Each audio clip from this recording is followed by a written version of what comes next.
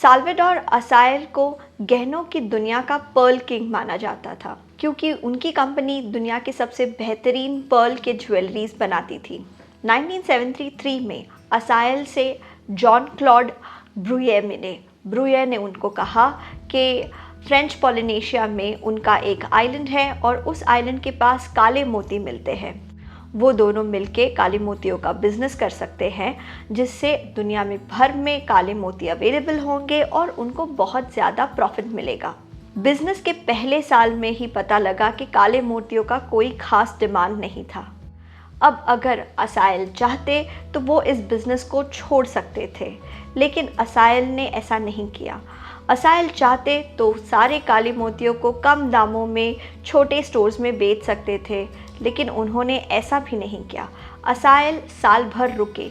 उन्होंने अपने बिजनेस को फिर से स्ट्रैटेजाइज किया, डीपली सोचा और फिर एक साल बाद उन्होंने अपने जान पहचान के ज्वेलरी स्टोर्स में कहा कि इन मोतियों को आप डिस्प्ले में रखिए और दाम बहुत ज़्यादा रखिए, इतना ज़्यादा दाम रखिए कि हर कोई इन मोतियों को नहीं खरीद पाए।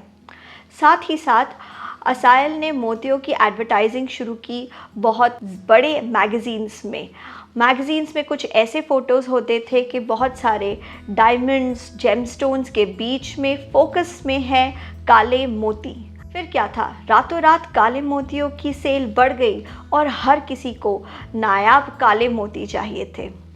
इस कहानी से हमें ये पता चलता है कि अगर हम चाहते हैं कि लोग हमें नायाब या वैल्यूबल माने, तो हमें हमेशा अपनी सर्विसेज की कॉस्ट ज़्यादा रखनी चाहिए। हमें हमेशा अपने वैल्यू को ज़्यादा रखना चाहिए।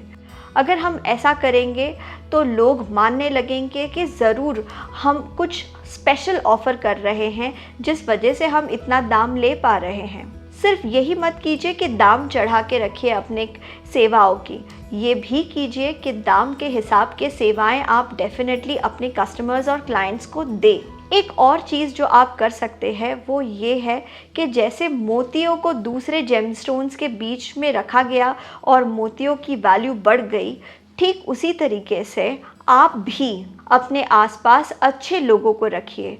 अपने दोस्तों को सोच समझ के चुनिए। ऐसे लोगों से दोस्ती कीजिए जो अचीवमेंट में विश्वास रखते हैं। ऐसे लोगों से दोस्ती कीजिए जो मेहनत करने में विश्वास रखते हैं। बड़े सपने तो देखते ही हैं, लेकिन बड़ा काम भी करके दिखाना चाहते हैं।